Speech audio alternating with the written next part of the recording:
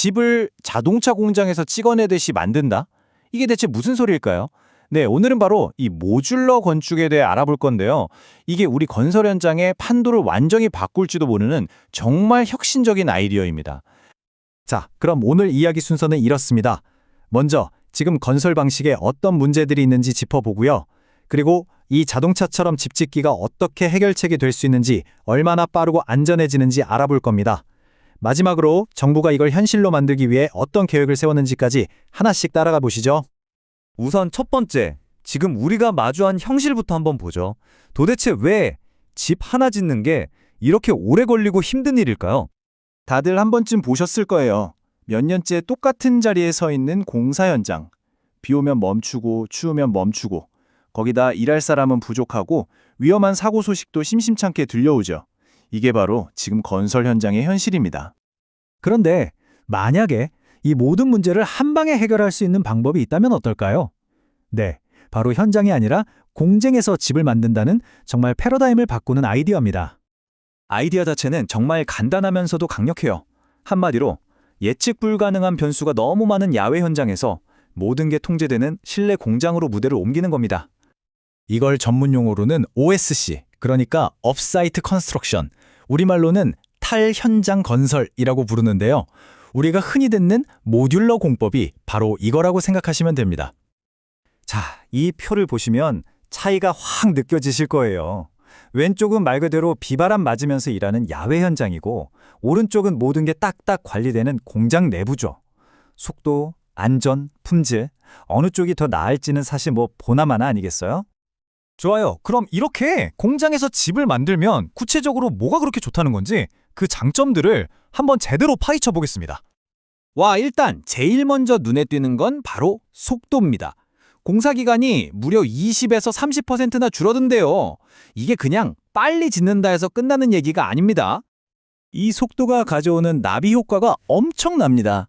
일단 집이 빨리 공급되니까 좋고요. 날씨 걱정 없으니 공사가 늦어질 일도 거의 없죠. 정해진 날짜에 딱딱 완공되는 거예요. 심지어 동네 주민들도 공사 소음이나 교통체증으로 고통받는 기간이 확 줄어들게 됩니다. 속도만큼이나 어쩌면 그보다 더 중요한 장점이 있습니다. 바로 안전 문제예요. 건설 현장의 위험한 작업들이 엄청나게 줄어듭니다. 한번 상상해 보세요. 아찔한 높이의 비계 위에서 일하거나 궂은 날씨의 위험을 감수할 필요가 없어지는 겁니다. 이런 위험한 고공작업 대부분이 안전한 공장 안에서 이루어지니까요. 당연히 사고 위험도 뚝 떨어지겠죠. 이건 또 숙련공은 점점 줄고 작업자들은 고령화되는 지금의 현실에 대한 아주 중요한 해결책이 될 수 있습니다. 자, 이렇게 장점이 확실하니까 정부도 가만히 있을 수 없겠죠.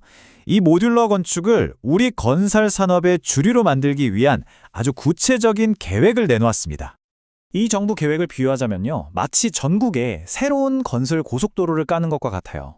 일단 도로교통법 같은 법규를 새로 싹 만들고요, 더 빠르고 좋은 차를 만들 수 있도록 기술 개발을 지원하고, 처음에는 정부가 먼저 나서서 이 고속도로를 쌩쌩 달려주는 거죠.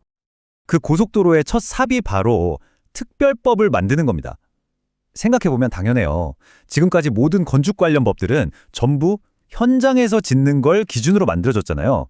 그러니까 공장에서 짓는 이 새로운 방식에 맞는 게임의 룰을 아예 새로 짜는 거죠. 설계부터 감리, 인증까지 싹 다요. 심지어 세금 혜택 같은 인센티브도 주고요. 그래서 전략을 딱 세 가지로 요약할 수 있습니다. 첫째, 법이라는 규칙을 제대로 만들고, 둘째, 기술 개발이라는 강력한 엔진을 장착시키고, 셋째, 공공주택 사업이라는 연료를 팍팍 넣어주는 겁니다. 이 세 박자가 딱 맞아 떨어져야 하는 거죠. 자, 그럼 이 모든 계획이 성공적으로 착착 진행된다면 우리는 어떤 미래를 보게 될까요? 이 계획의 최종 그림은 과연 뭘까요? 이게 그냥 저층 건물 몇 개 짓고 끝내는 수준이 아닙니다. 목표는 무려 20층 이상, 우리가 지금 살고 있는 이런 고층 아파트를 공장에서 만들어서 조립하겠다는 정말 야심찬 목표를 가지고 있는 겁니다. 물론 고층으로 가려면 기술이 뒷받침되어야겠죠. 특히 중요한 게 바로 3시간 내화 성능인데요. 이게 뭐냐면 만에 하나 불이 났을 때 건물이 3시간 동안은 버텨줘야 한다는 뜻이에요. 그래야 사람들이 안전하게 대피할 수 있으니까요. 이 기술을 확보하는 게 고층 모듈러의 핵심 과제 중 하나입니다. 그리고 기술만 개발한다고 끝이 아니죠. 이 기술을 쓸 시장이 있어야 하잖아요. 그래서 정부가 직접 나섭니다. 매년 3천 가구나 되는 공공주택을 모듈러 방식으로 짓겠다고 약속하는 거예요. 확실한 큰 손 고객이 되어줘서 이 산업이 뿌리내릴 수 있도록 돕는 거죠. 다시 한번 말하지만 R&D가 엔진이라면 정부의 이런 확실한 수요는 연료인 셈입니다. 이 둘이 함께 돌아가면서 언젠가는 정부가 밀어주지 않아도 스스로 쌩쌩 달리는 거대한 산업 생태계를 만드는 게 최종 목표인 겁니다. 국토교통부 관계자의 말처럼 결국 이 모든 노력은 두 가지를 동시에 잡기 위함입니다. 바로 주택의 품질과 건설의 생산성. 더 좋은 집을 더 빠르고 안전하게 짓는 것. 이보다 더 확실한 목표가 있을까요? 자, 그래서 마지막으로 이런 질문을 던져봅니다. 마치 레고 블럭을 조립하듯이 척척 건물을 올리는 이 방식. 과연 이게 우리가 마주할 미래 도시의 주택 문제를 풀어줄 그런 핵심 열쇠가 될 수 있을까요? 여러분은 어떻게 생각하시나요?